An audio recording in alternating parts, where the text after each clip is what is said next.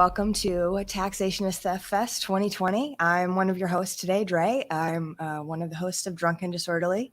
If you caught me earlier, you found out where I am from. I'm from Omaha, and I am heavily involved in the liberty movement here locally. But enough about me. I'm going to introduce my first guest. It is Thomas Keeter. I think I'm saying that correctly. Thomas has beaten or gone around the state and local election education system, circumvented the FDA, and largely practices his own healthcare on himself. A 37-year-old non-viable fetus with the tenacity to live. Meet Tom and you won't regret it. Tom is coming to us with his presentation, The Unconventional Midget. Please welcome Tom. Hi, thank you for having me. Welcome. So, the description you gave says that I went around, or that I've beaten the education systems at local and state levels. And that's because there are so many hoops to jump through for a child who is different, has a disability. And a lot of that goes to my parents. They did a lot of fighting and arguing to make sure I could attend school. And a lot of that goes to myself. I put aside my concerns over pain, injury, suffering to make sure I got the education that I deserved, that my parents paid taxes for. And every step of the way, the school was either trying to kick me out or put me into a program that brought them more money. And the best example I can give about this, and I'll have two, is when I was very young, first grade maybe, I lost all four front teeth, two top, two bottom. And so they put me into a speech therapy class, which would be subsidized further. They would get money for me being in there. They decided that because I had no teeth, I wasn't able to say it right, and therapy was going to help that. But the fact remains, they were baby teeth, and I just happened to lose all four in the center at once. Oh, you're kidding. Wait, these are baby teeth that you lost and they put you in speech therapy? Yes. It's called grant harvesting. Yeah. Wow. Okay, I'm sorry. Go ahead. And they did that at many different steps. Another interesting thing they did, I had a couple accidents in my childhood. My condition is called osteogenesis imperfecta, and the biggest effect of it is very brittle bones. By the time I was 16, I had over 1,000 fractures, and at 2 points, I was dealing with over 100 fractures simultaneously. So I was still going to school by choice, right? They literally couldn't stop me. And so at the end of the day, they popped an IQ test on me without any warning. If you know anything about IQ tests, they're supposed to be done in the middle of the day right before lunch with children. If it's after lunch, you might be tired. If it's at the end of the day, you might be tired. And your IQ does go up and down with your daily cycle normally. Even the color of the room can affect what your IQ test will result in. So the only 2 times that they tested my IQ outside of the normal state standard tests was when I had many broken bones and a head full of painkillers. Think about that for a minute. They were trying to prove that I wasn't smart enough to be mainstreamed, which would then again put me into a side program, which would do what? Get them more money. At that time, our superintendent was very proficient at cutting corners and costs and leaving the students without to justify his $8,000 to $12,000 a year raise. Can you imagine a job where you can get an $8,000 to $12,000 a year raise? So beyond that, that was school. Healthcare. Most often, if you're in an extremely unique situation, your average doctor can't understand it, doesn't have the knowledge for it. So me actually getting healthcare that works is difficult. The other thing is, I'm not immunosuppressed, but my lung capacity is suppressed. So going to the doctor for a common cold is actually riskier in my experience because that's where all the sick people are. You go in with one infection, you come out with 2 or 3. And beyond that, I've actually had a doctor offer me OxyContin because I had a sinus infection. Wow. Yeah, that's insane, right? So why am I unconventional, right? And why do I call myself a midget? You know, midget is an inappropriate term. Don't go around calling people midgets. That's wrong. However, the PC term is little person.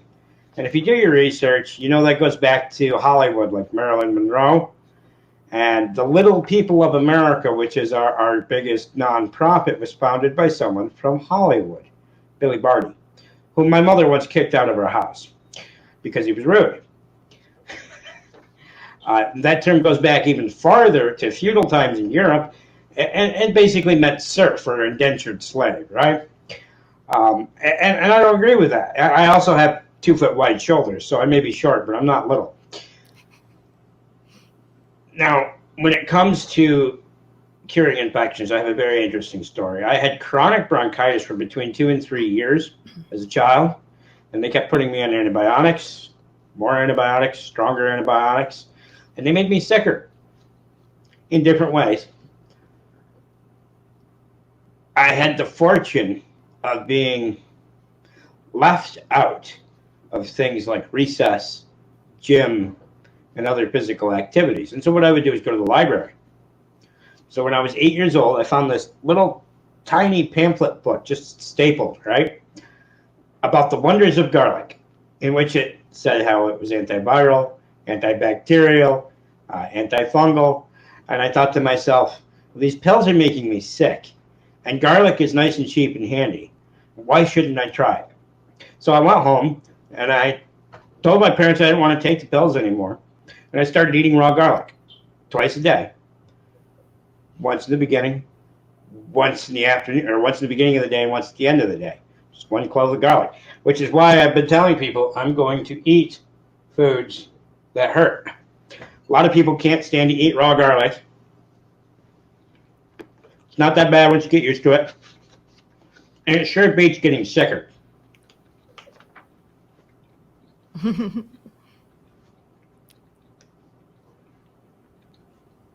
And garlic will never make you I'll sick, admit that's will it? hot. So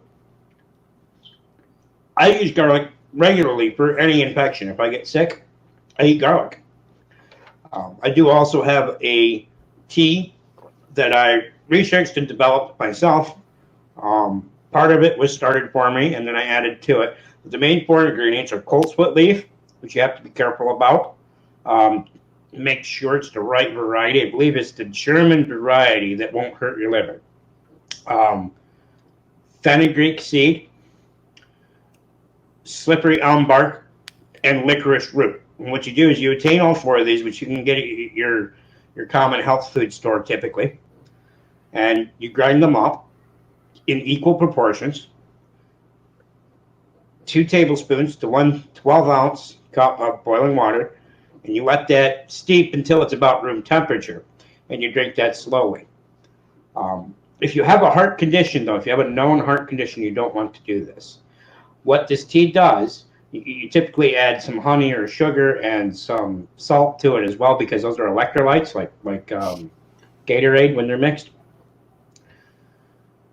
And you just drink it slowly. And what that will do is ramp up your metabolism, which inherently ramps up your immune system. Your blood flow or your vascular system is extremely important to all kinds of healing. Now, the first time I tried that, I had a sore throat so bad that I was almost ready to go to the emergency room. However, I had family here, and I didn't want to waste my time in the emergency room. Plus, emergency rooms are dangerous when you're extremely brittle. So going to the emergency room, in my mind, is always like the last resort. Think about that. Imagine if you knew daily that if you got that injured, going to the emergency room was extremely dangerous. So that there again expresses my unique individualism with healthcare.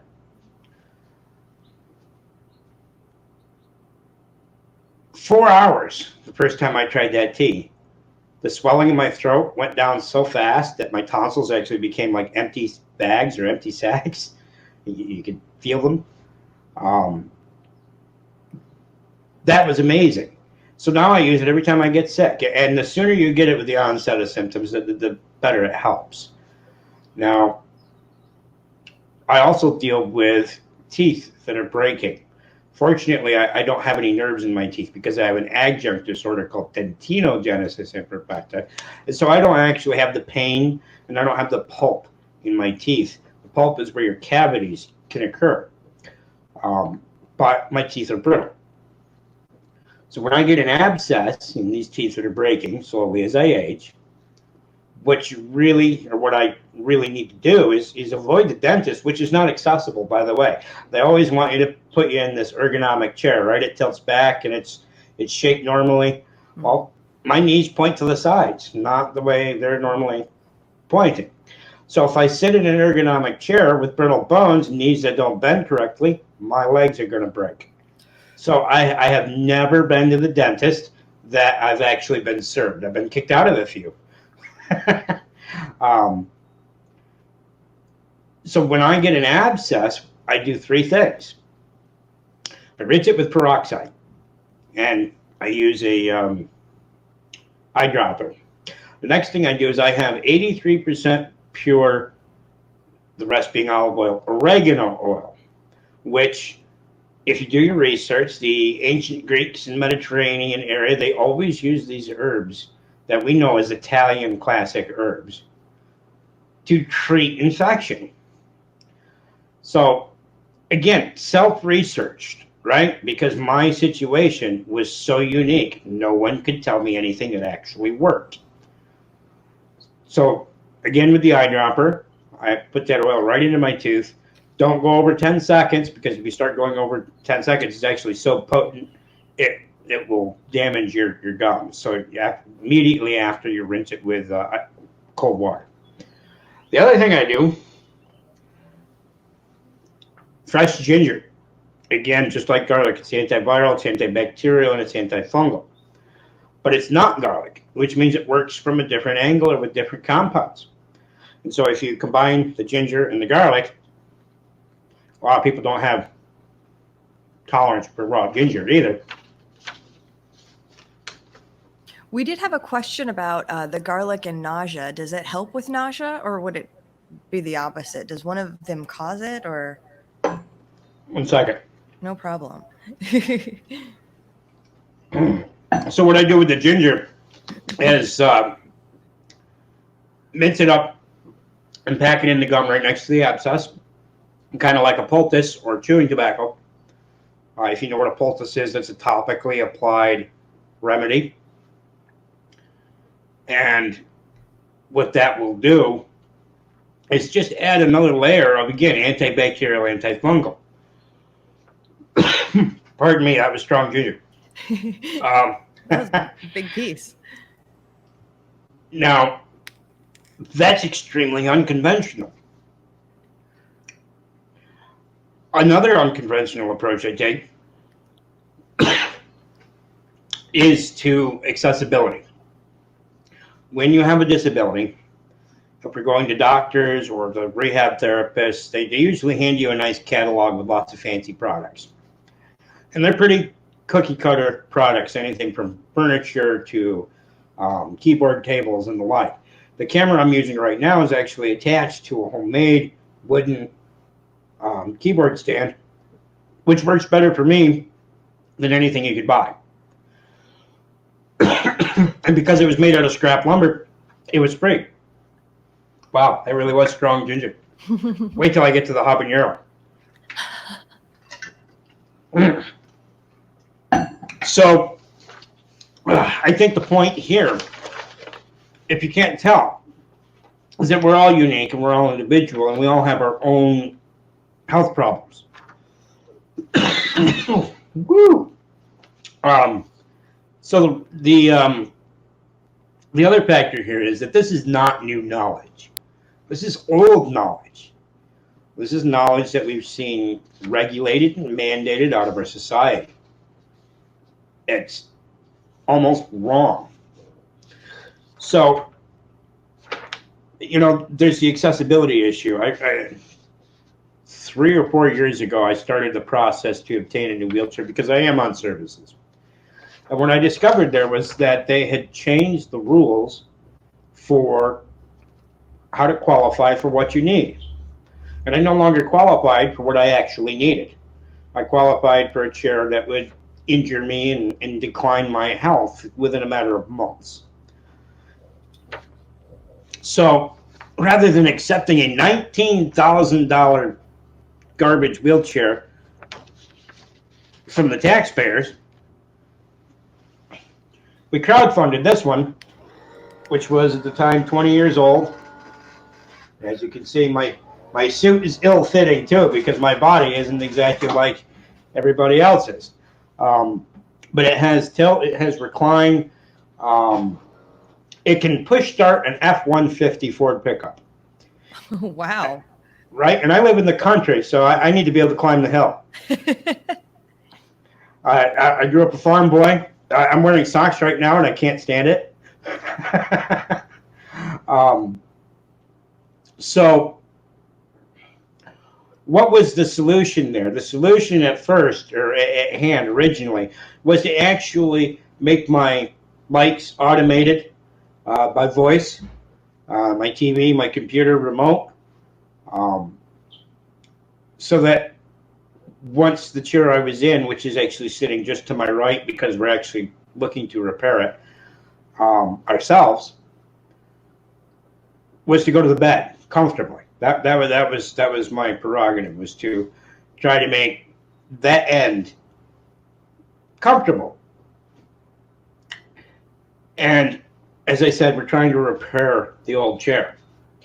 And in doing that, I set up my eBay app, and the chair's name is unique. So the eBay app flagged me every time I opened it, and there was a sale for anything to do with that wheelchair. It's just about to buy the rear fork assembly for the rear wheels. And you know how when you swipe the app, side to side, it shows you just a little bit of the next one. It's kind of like a teaser to get you to look. Mm-hmm. And so I'm looking at this rear end assembly, and I'm looking, that looks like it could be a whole chair. Well, lo and behold, it was a whole chair. It was 20 years old, but barely used. And we did have to make some slight modifications to the seating for me, but otherwise it was perfect. Now think about this. $19,000 is what the taxpayers would have paid for me to have a wheelchair that would detriment me. We crowdfunded, created, and shipped this chair I'm sitting in right now for $6,500. Wow. And one of the things that people don't know is that we have all kinds of equipment closets, and we have all kinds of people who purchase wheelchairs or whatever accessibility equipment they need. Sometimes they pass away, or sometimes it doesn't work out. Sometimes it's just not as accessible for them, again, because of the unique situations. And that often gets wasted. Maybe they'll try to sell it once, but if it doesn't work out, to the dump it goes. Or if you're lucky, to an equipment closet.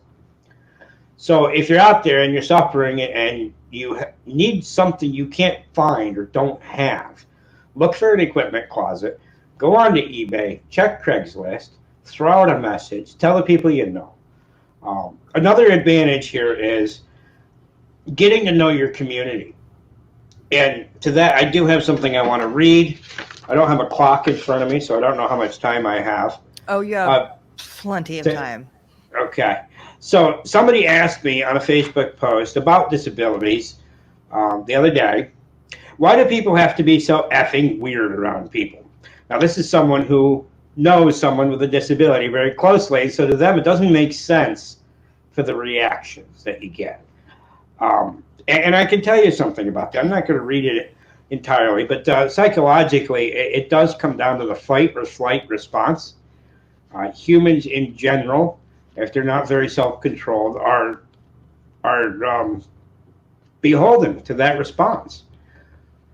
If it's not normal, if it's not something they're aware of, if it's not something they've seen before, it worries them or scares them, or they don't know how to approach it. And I'd like to point out that it was actually our own government that put this in place. The fight or flight response was always there, but through the 50s, 60s, and 70s, people with disabilities were removed from the community more often than not. Housed out of sight, out of mind. And out of sight, out of mind, it only takes one generation of that for it to become repetitive. And that's literally discarding human beings. And so now our communities are less accepting. We accept and expect people like myself to end up in a group home. And group homes are not fun. I don't care how nice they look. I don't care what the facade is. I don't care how sweet the people that talk to you when you go there are. They're not fun. It's not a good thing.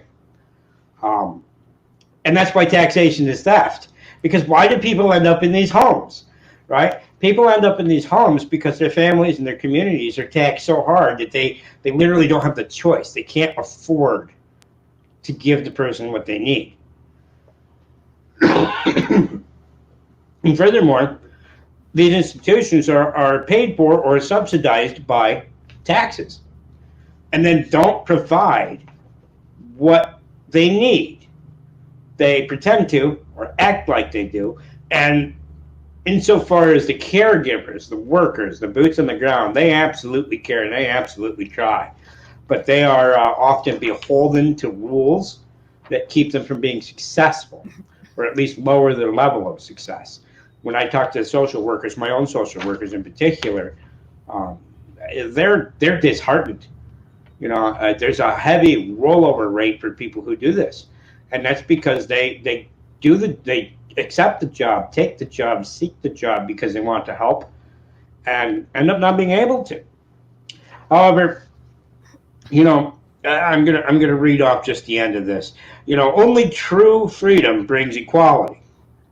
An oppressive governing force, whether it's our government, a religion, or the nature of circumstance, which means the way I was born, perhaps, or if I fall, cannot be tolerated and must always be resisted, or else we shall forever be damned to our own self-made fate. We are literally punishing ourselves.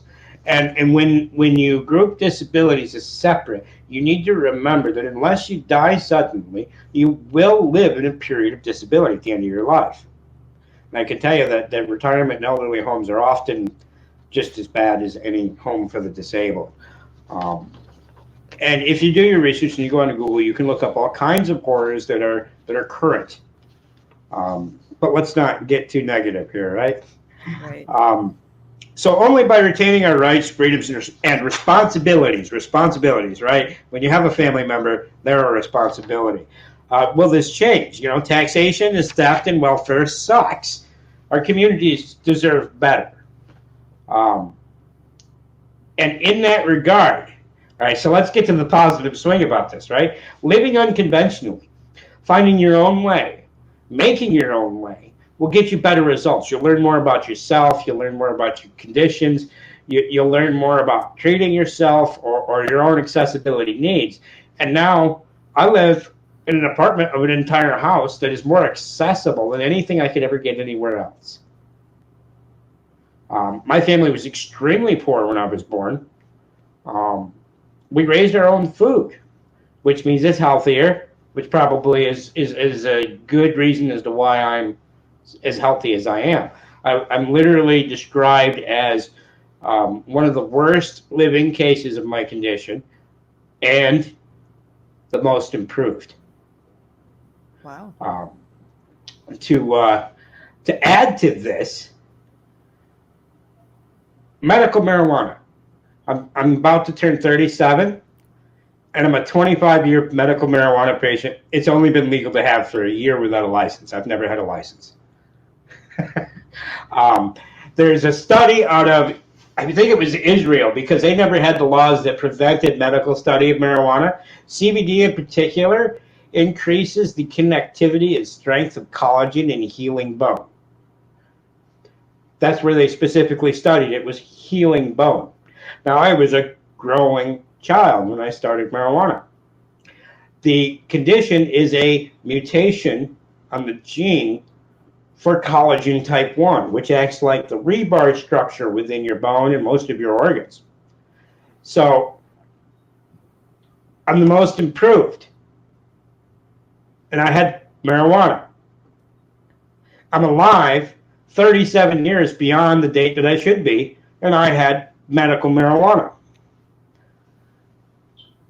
Now, seeking your own solutions really, really works. The other thing about acceptance and inclusion in your community is sometimes you have to demand it. You have to be tenacious. You have to be stubborn. Uh, Again, I'm going to talk about myself because that's the best thing that I have to talk about. It's what I know the most about. And that's what you or anyone with a condition should know about the most is yourself. Um, how do I go through this? So I also do receive a drug called pamidronate, which is a bisphosphonate drug, similar to Fosamax, or you might have seen the commercials for Boniva for osteoporosis. Okay. This is a family of drugs that has been used since the 70s for various bone conditions dealing with fragility, being fragile. I cannot imagine dealing with all the health issues that Thomas has had to deal with so far. But it's really interesting to hear that there's so many natural remedies that people can use that they can easily access in their own backyard or their grocery store if they so choose to go that route. Yesterday we've learned that not everybody has the best internet connection. A lot of folks live in a rural area and their connections are limited and spotty at best. Well, we had some storms Friday, and sometimes they do those repairs the next day instead of when they occur. And they don't like to warn us here when that's going to happen. There's not really enough people for them to care. Um, so yesterday, if you remember, you watched me eat raw ginger and raw garlic, right? Because those are antiviral, antimicrobial, meaning bacterial and fungal as well. Um, and I've long used those to treat my own respiratory illnesses in particular. Some other things I use are um, capsaicin, which you can find in any hot pepper. You can even find topical creams with capsaicin in it, which has an analgesic effect and will soothe your sore muscles. But later today, at the end of the show, you'll see me eat some habanero paste, and you'll probably hear me scream. Now, the thing about capsaicin, when you take it internally, it increases your circulation.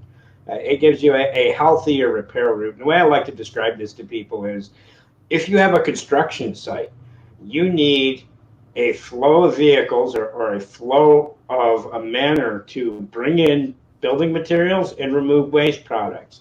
And your circulatory system does this too. That's why exercise is extremely important for you because it keeps your circulatory system healthy. But when you're stuck sitting still, like myself have often been, that's not always an option. And capsaicin works. It's an adjunct, right? Um, the show previous to us today was about medical marijuana. And I want to say a couple of things because I was watching that while I waited.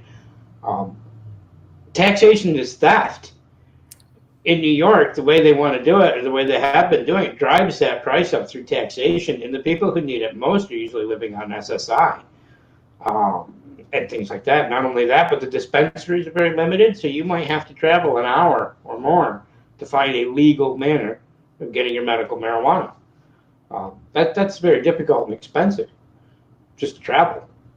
So, what I think should happen, particularly in states like New York that are looking to soak every dime they can out of it, is patient co-op home grow. They do that in Maine. My aunt had cervical cancer. Um, I, I don't know how many years she is into this, but she had like a 1% survival rate from the first time around.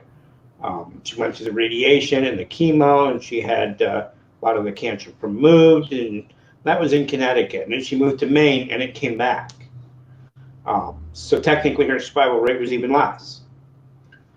In Maine, they do it's almost like a caregiver, right? You can get qualified to grow marijuana for patients.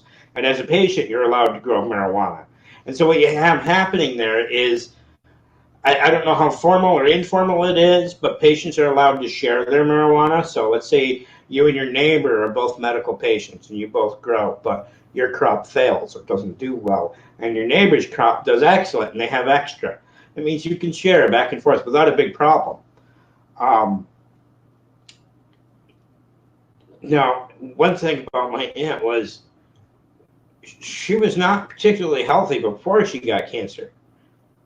And the process of going through medical marijuana involved learning about diet, learning about other herbal or non-traditional, what we call non-traditional methods, although marijuana itself used to be in the average housewife's handbook in the early 1800s, because they were the doctors at the time when people were so spread out and doctors were so few. It was usually the lady of the household who knew all this stuff. You would have found garlic and ginger in there as well. So the interesting thing here is she's had cancer for, I can't remember if it's 7 or 9 years. The tumors are officially gone as of this past year. Dwindled, bye-bye. She did continue traditional chemo, but with heavy medical marijuana use and other botanicals. They even give her shots of mistletoe extract to increase her immune system. She's never looked healthier. She always has energy. She's bubbly. She's happy. It's amazing to come out of that kind of a situation with cancer with better health than you had before after utilizing treatments like medical marijuana and other herbal aspects in conjunction with standard medicine. I myself, I combine them. I get that bisphosphonate that we discussed yesterday called pamidinate. It had been used for bone density purposes in other conditions since the 70s. But in the late 90s, so I guess it would have been around 98, 99 that I started, I had to track down and find a doctor in Canada doing a study in order to receive it. Now, we've been using this for decades. But I had to also do that as a child. That's not something my doctor brought to me. That's something I brought to my doctor. And that's self-advocacy. And that's self-reliance. Right. So if you have a severe condition, say that again? We talked a lot about that yesterday, how you, with your very unique condition, had to do a lot of that yourself because they were just trying to shove basically drugs at you, right? Drugs and pieces of metal.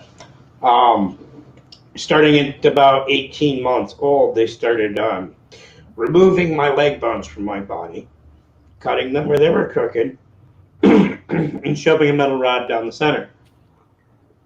Now, that sounds like a feasible reinforcement procedure. However, in my instance, you can't use screws or any other fasteners to hold those metal rods in place. And I was a child. So as I grew, they migrated out of my body. That was a very horrible and painful experience. And there's kind of a funny story behind this, which I'm actually pretty proud of. That procedure is based on one of the Nazi superhuman experiments. It's also the same Nazi superhuman experience that spawned the concept behind Wolverine, the X-Men character. I didn't get any claws, though, I was a little disappointed. That's too bad. And that was an instance of our medical field being made into or given the optics of this severe authority, right? And there was no common sense put to this method. They did go on and use telescoping rods, but I've seen where those have that also migrated to the point, how a telescope works. It's multiple pieces and one's slightly bigger than the other. Well, I've seen where that goes so far that they fall apart inside you. And before the rotting procedures, what they were doing for crooked legs was cutting them off. I know a gentleman that grew up, can't remember if he grew up on Long Island or in Manhattan, but he has OI, osteogenesis imperfecta, and his mother did. And what they did to his mother was they cut off the crooked limbs. Whether or not that was necessary, I don't know that specific um, criteria in her situation, because you can imagine where if it gets too bad, amputation is necessary. However, they did other things too. Heavy doses of minerals, supplements, to the point where it was detrimental. A lot of people had kidney and liver shut down, failure, and death. Um, but we're here to talk about taxation and theft, right? Why is taxation theft? Well, welfare sucks. The taxes behind it remove taxation or remove money from the community, and the systems for people with disabilities, particularly if you're very unique like myself. You can see my left shoulder fits the shirt very well. My right shoulder, not so well. It's because I don't fit into that mold when they make clothing. Luckily, I have a seamstress in the family, and we will get this fixed. But that's the other reason I'm not wearing my suit jacket today. It's because I don't have two people here to help me. That was actually safety pinned in the back in certain places to make it sit right. But we'll get the bugs worked out on that, and you'll see me in a suit and tie soon enough. But wheelchairs are the same way. The last time that I went to apply for a wheelchair through the system, it was over 20 different appointments that I had to go to justify the same exact wheelchair that I'd been using for 20 years.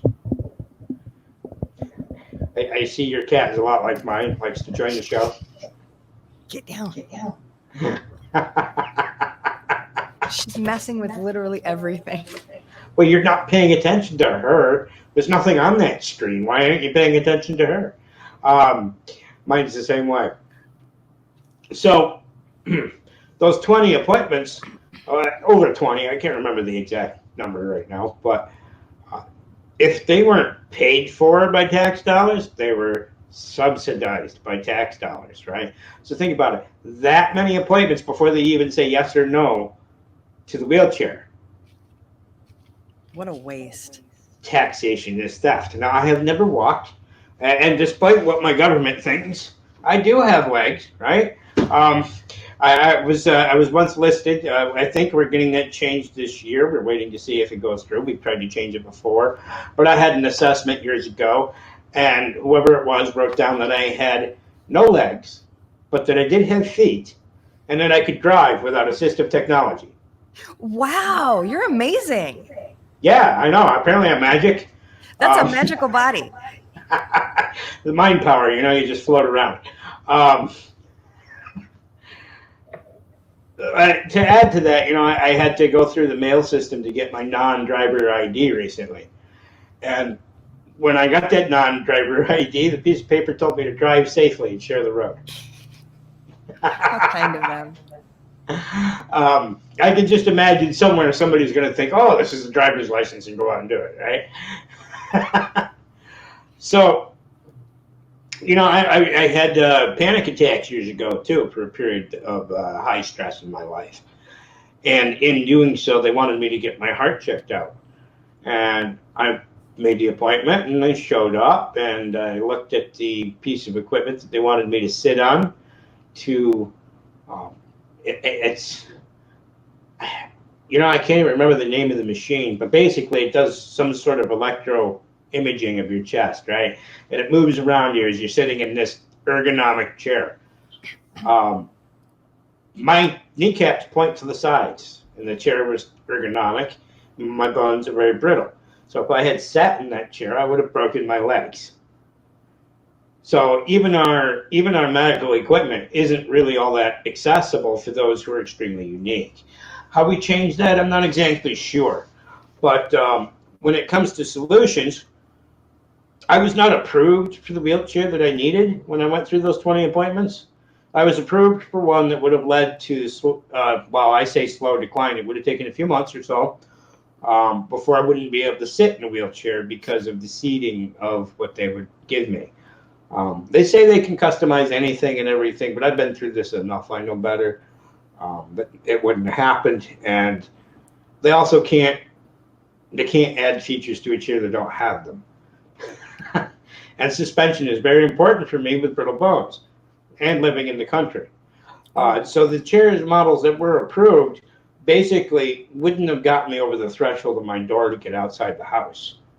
And that's a very common situation where people with disabilities, they're not allowed by government through the taxation of their community and families, and the limitations applied to what they can and cannot have, to have that ability to get out of their house. So that's one of the things I've been doing for the last 6 or 7 years is helping people attain that which they can't get covered.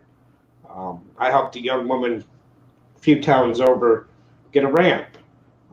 She was in a wheelchair, permanently disabled from birth, and lived in a trailer with family, but that trailer was lifted 4 feet off the ground and there was no ramp. The economic situation dictated that she had to be home alone for as much as 12 hours a day. Wow. So think about that, right? What if no one was able to lift her wheelchair down 4 feet, however many stairs that is? Well, they were able to do that. She was a rather small individual, and the chair was liftable. However, what would happen if the house got on fire when no one else was home? Oh, good point. Yeah, that's a very huge safety risk right there. No ramp. Yep. Or any other situation where you might need to leave the home to get help. What if she was home with a family member and that family member, say, had a heart attack and she couldn't get to the phone for whatever reason? You would want to go outside and yell to your neighbor.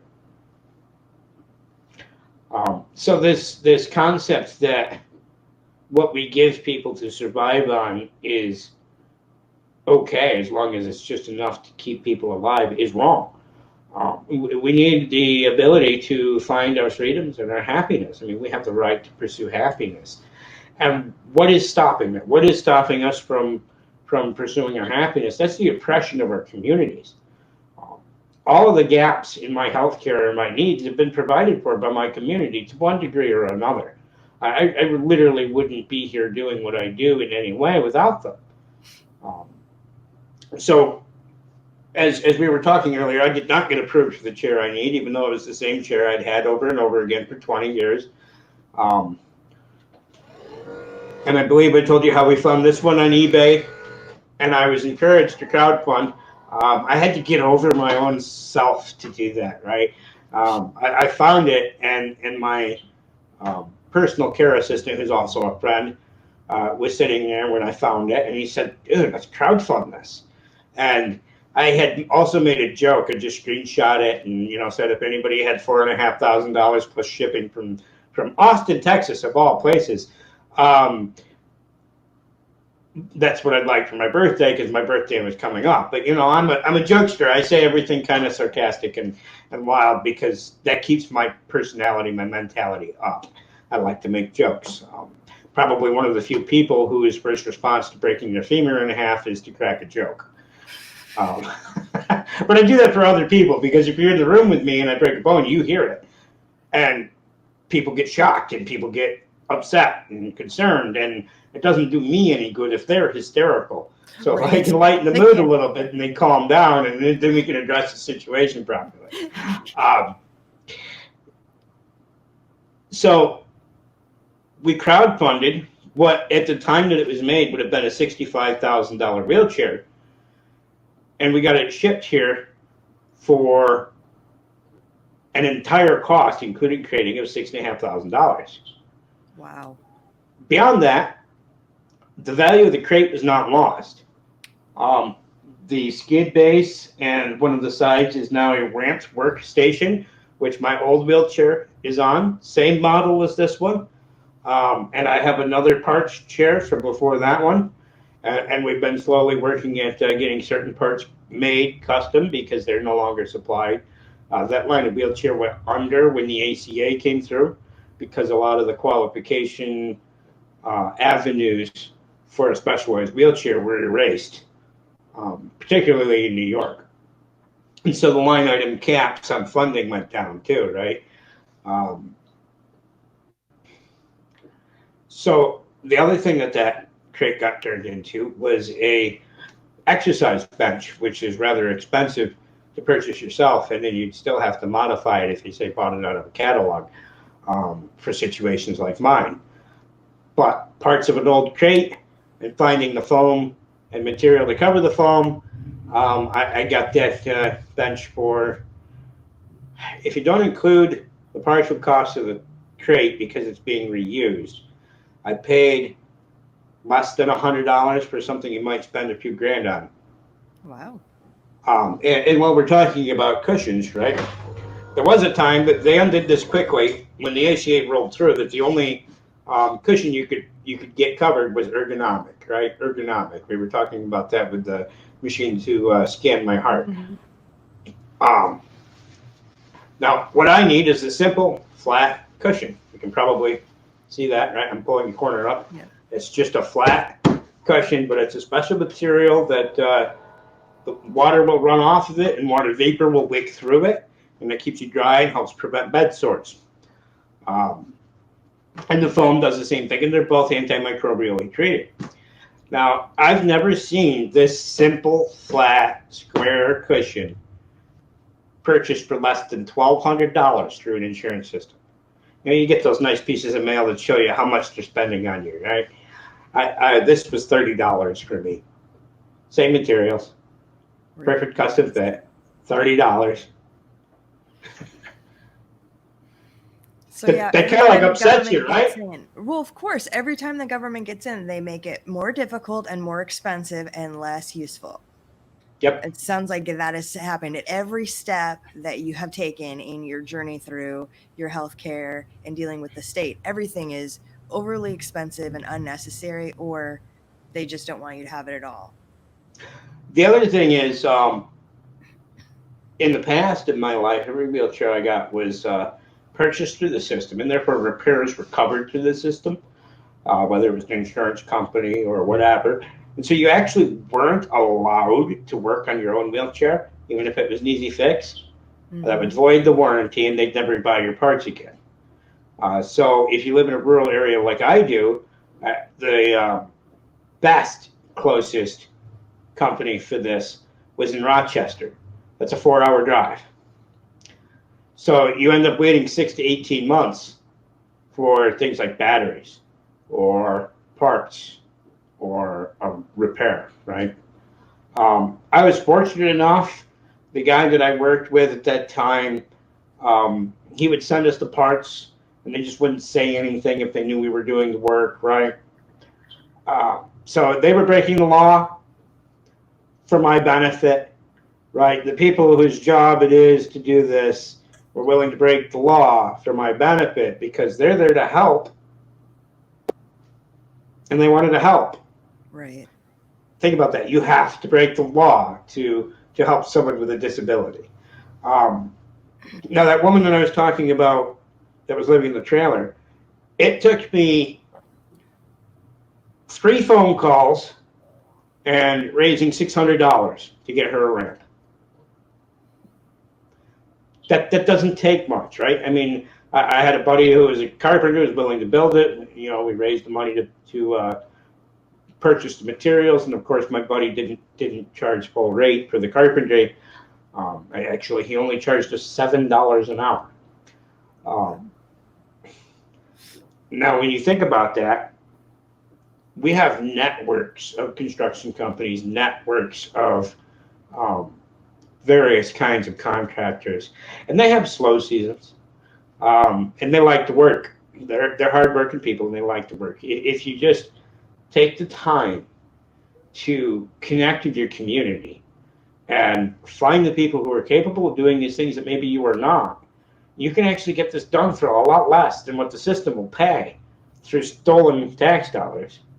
So did you ever find out how much they would have charged or been willing to pay had she been covered for a ramp? In that instance, not particularly. She might not have actually had any kind of state coverage. But I know when you're talking about cities like Syracuse or even Binghamton, they mandate that they have to be metal or concrete.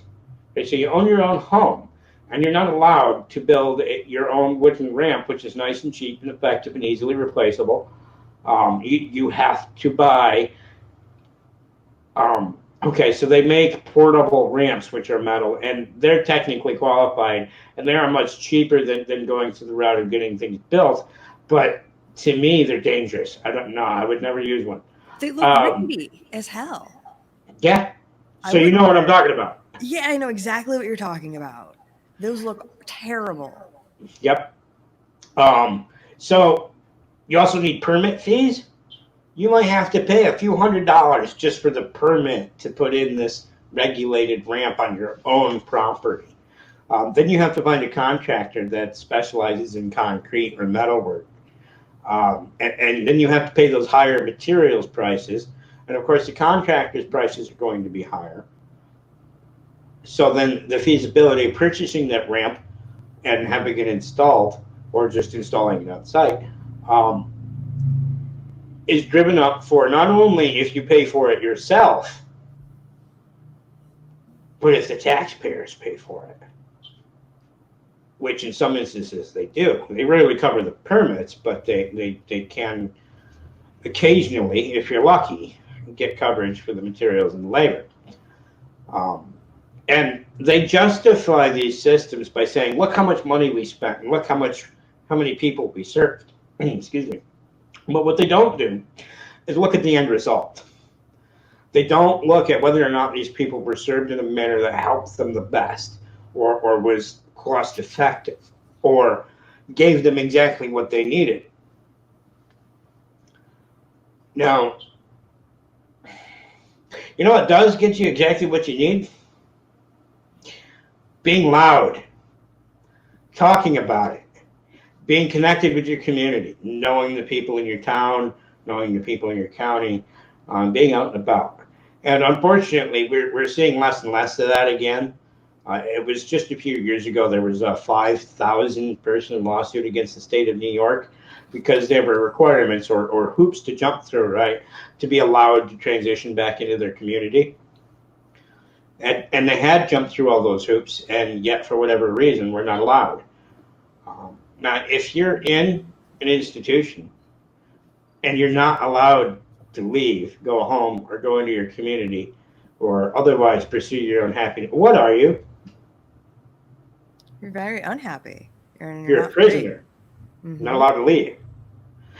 Now, if you know anything about our prison systems, what are prisoners? Prisoners, they're profitable. So now we have systems that are putting people in institutions and allowing them to leave and are profitable.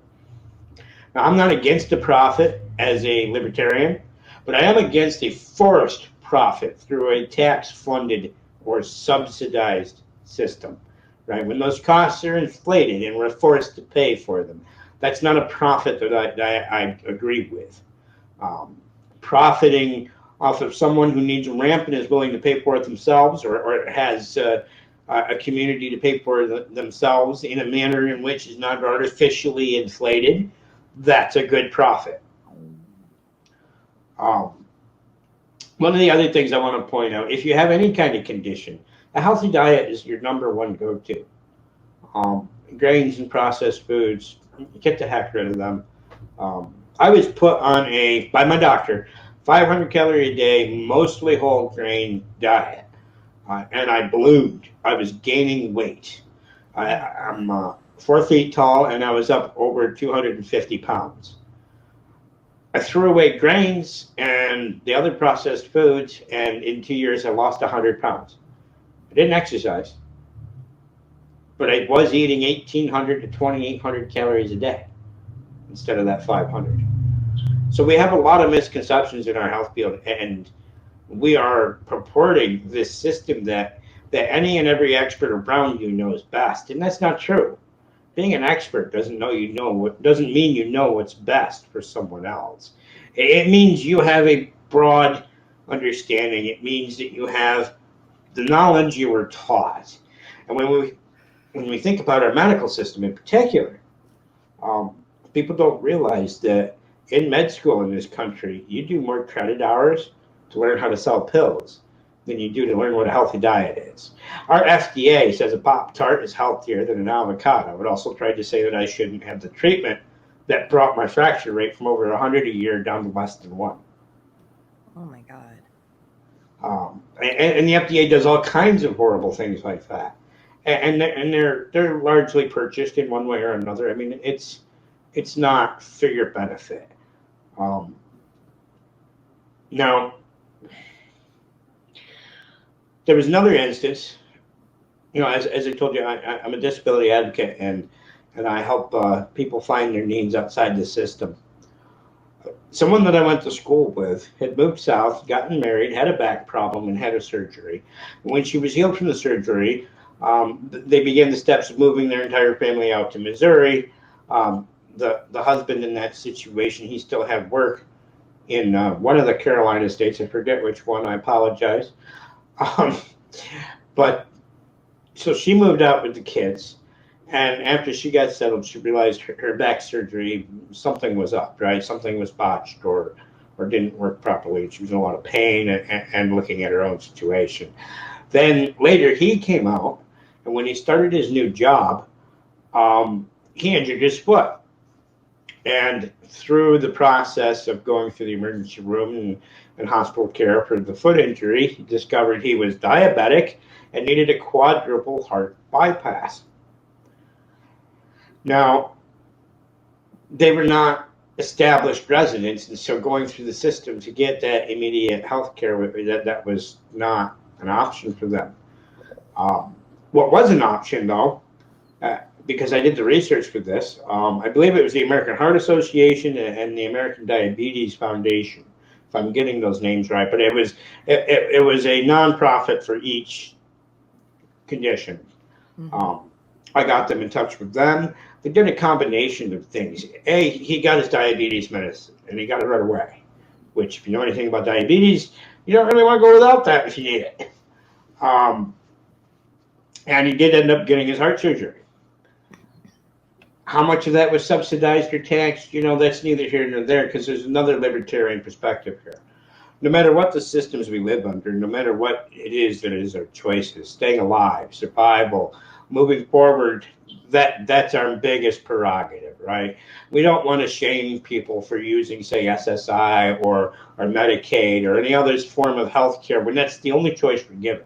What we want to shame is those who think that those choices should be limited to those choices and that that's all we need.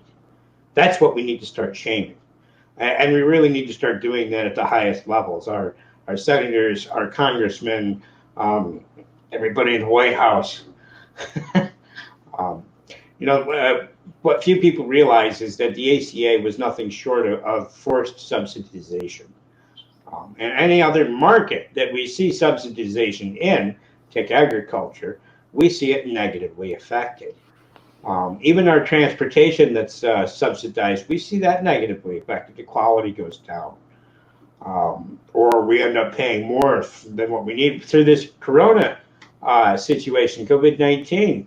I can't remember how many posts I saw about people who were flying saying they were the only person on the plane. Oh my God. How can you afford to fly a plane across the country when you only got one person on it? Forced subsidization. Those seats were paid for by tax dollars, those empty seats, right? That's not good. We're going to spend money on that, but we're going to tell people like me that you can't have the wheelchair that'll keep you alive and kicking. So, positive perspectives. Here's another one. A buddy of mine went through about 10 months of jail not long ago. He got out in December, and he had an underlying disability, something akin to a neurological disorder, quite potentially PTSD. He's still not diagnosed.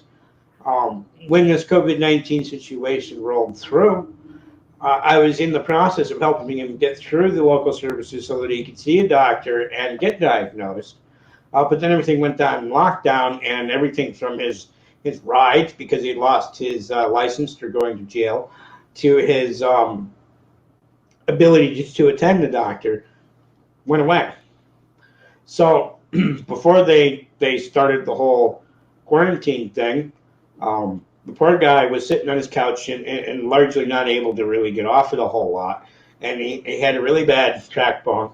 The family he was living with was not extremely accepting or conducive, and he was about to become homeless in a situation where all of our services for the homeless were getting shut down and taken away. Um, so he was going to be homeless, and I believe this was March in New York. That's not a very warm situation. No. Some days he couldn't even get off the couch, how are you going to survive that way? And stress was what was bringing about his symptoms. So as that stress came about, his symptoms got worse. He was going to be homeless without medical care in a cold state in March. And this situation was supposed to help him. I don't agree with that. So for a couple of phone calls, we got him a plane ticket, and he's now happy in Florida. Oh, wow. Fantastic. Yep. Turned him into Snake Plissken there. He escaped New York. Um, I do a lot of this by scanning through the posts in Facebook groups for people with disabilities. And when someone's really hard up, they'll be complaining. They'll be complaining a lot, and they'll be complaining where they feel safe. They won't be doing it so much on their public feed. They'll be doing it in a private group. And I saw another instance. A gentleman in Chicago was unhappy with his personal care attendant, someone that comes in and helps him live his daily life. They were disagreeable for whatever reason. Maybe it was just a personality conflict. And he has a right to say that he wants a different one, or at least that he doesn't want that one to come into his house. And for whatever reason, this gentleman made a mistake. He told that person that he wanted a different person. And that person told him he could have his services taken away, his SSI taken away. That person did not have that power. Right. But this gentleman was in a situation where maybe he wouldn't understand that, or maybe it was believable, or maybe just the threat alone panics you into accepting that. Sure. So, what I did was very, very simple. I hooked him up with the right legal office through the Illinois state, and I didn't see him complaining about that again. I saw him posting, but I didn't see him complaining about it. That was just one little Google search and one message. Said, hey, call these people, right? So that means that anybody can do this. Mm-hmm. All of the things that I'm talking about, they did not take months. They did not take thousands of taxpayer dollars. They were easy. If you know someone with a problem, you can reach out. You can talk to them. You can figure it out. You can help them. You'll save the tax base a hell of a lot of money. You'll save that person a hell of a lot of suffering. And don't be intimidated by the severity of the disability. I've had over 1,000 fractures. By the time I was 16, I'm sure it's way more now because I've fallen down a few times. But I'm a prime example of how bad it can be and how great it can be. I'm often told that I'm one of the worst living cases, and I'm also told that I'm the most improved living cases.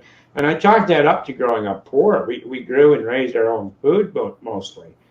And if I didn't chip in and help and do things, then it would have been harder for the entire household. So when it came to doing things, yes, I had every opt-out you can imagine. Every single opt-out option you can imagine. But I'm a little stubborn. So by the time I was 2.5 to 3 years old, I was sitting in the garden pulling weeds. When I was 5, I did shoot and kill dinner and got my first lesson in butchering. I've been growing in the garden ever since. I've been processing, canning, and freezing food with my family or entirely for my family, depending on the situation of the year, all my life. With both my arms broken, I can butcher a large mammal and get it down to package in about 5 hours. And that's tenacity, and that's knowing my own situation, right? Wow. So am I saying that's what everybody needs to do? No, but you can do something, right? Don't give up. Don't buy into the I can'ts. Don't let other people tell you what you can and can't do. I can tell you that a fair portion of my fractures came from being stubborn and trying to do things, but it didn't stop me, right? And it shouldn't stop anyone. Yes, when you're in a situation like that, sometimes you're going to get injured, or sometimes it's going to hurt. Sometimes it's not going to be all candy and fluffy marshmallow kind of times, but you need to do for yourself. It's good for you. It gives you a sense of accomplishment. It gives you drive. It keeps your strength up. It keeps your circulation going. If you're working on your own food, then it keeps you healthier. And to that note, I'm going to get back to capsation here in a minute. But first, I'd like to show you. This is a contractor's tool. They come in different lengths. This is the shortest length because it fits on camera. But I also have two other lengths, the 36 and 51 inch. And they're reachers. They're used to pick up garbage in parks or clean out gutters from a ladder so that you can reach out, right? They're much cheaper, much more durable. These are several years old than what they sell for people with disabilities to pick things up. Now you can find, when I was growing up, they were like $250, $300 in a catalog for that. Now you find those at the dollar store for $1. But this is made by Unger. Unfortunately, it is made in China, but it's a solution, and you can usually find it in places like Home Depot for $20 to $50. I get mine on Amazon. I was going to say, we bought some in bulk to pick up garbage on Amazon. So there's another way you can help people. And people are worried that this is a political stunt or whatever, because I am running for Senate in District 52. As you can see the website going by, which is being built. I have someone in my life who has psych issues and self-image issues. And she was in her early 30s last year, looking to wear her first bathing suit to a public function, and very, very nervous, and spent months talking about it. And being the kind of guy I am, I said, well, if you do it, I'll wear a bikini. And being the kind of girl she is, she turned it around and said, no, you wear the bikini, and then I'll do it. And hence the picture from yesterday, which I am not the comedian that showed up, but, it's pretty sexy, isn't it? Oh, I love it. And it was not to be goofy. It was not to be stupid. It was not to make fun of anybody. It's not because of my sexuality. It was because that one silly little stunt, so stupid, right? And she wore her bathing suit, nice modest one piece, by the way. And she felt better. She got a better self-image. She got more self-confidence. And when you can give that to anyone, let alone someone who really, truly struggles with it, that's amazing. So I wore a bikini. Now we talk about in-community solutions. This probably isn't what you thought I was talking about. This is a throwing axe. Someone else in my community took up the hobby with a potential for some kind of career or financial support himself in forging. And this is a throwing axe that I can handle. It works. It's kind of like darts, but a little more manly, and the beard is required. But, I mean, for someone whose joints pop out of socket easily, someone whose bones break easily, to find a simple modification to have a friendly competition with throwing axes, that was nice and simple. You can be involved nice and simple. How much time do we have left? About 10 minutes? We're about to wrap up. Well, that's perfect, because we got to move on to the You're about to next eat one. something crazy, aren't you? This is habanero paste. I know it's green, but that's because we had an early frost coming the year I made this. And so I pulled all the plants. This simmered for 2 days. It lost an awful lot of water, so it's very concentrated. And to be honest with you, I haven't eaten it in a while. It might hurt me quite a bit.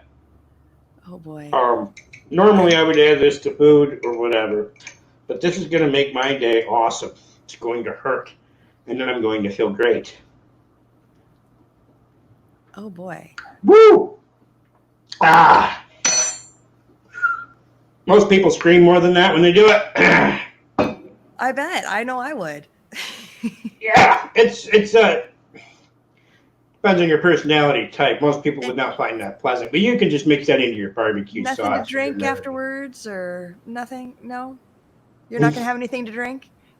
Oh, I do have some water, but I'm pretty used to most of this. But that's going to make my joints feel amazing. My energy is going to go up. And it doesn't have to be habanero paste. I was actually expecting to react to that more. Um, but I guess I'm still tolerant. So already my face is feeling flush. Already my hands are warm. And already I want to take this shirt off. So, thank you for helping me or for having me on and guiding me through this. And Absolutely. remember, taxation is theft because the justifications for taxation are ridiculous, and the ends Exactly. of taxation are garbage. Well, thank you for sharing all of your wise information on how we can help our neighbors easily without the government's intervention and probably at a lesser cost and quicker. Yep, there's always an alternative route. And remember, it's Thomas Daniel Queter. You said it right. Queter, never quitter, rarely quieter. All right. Well, thanks for coming on and helping us do the first ever Taxation is Fest theft.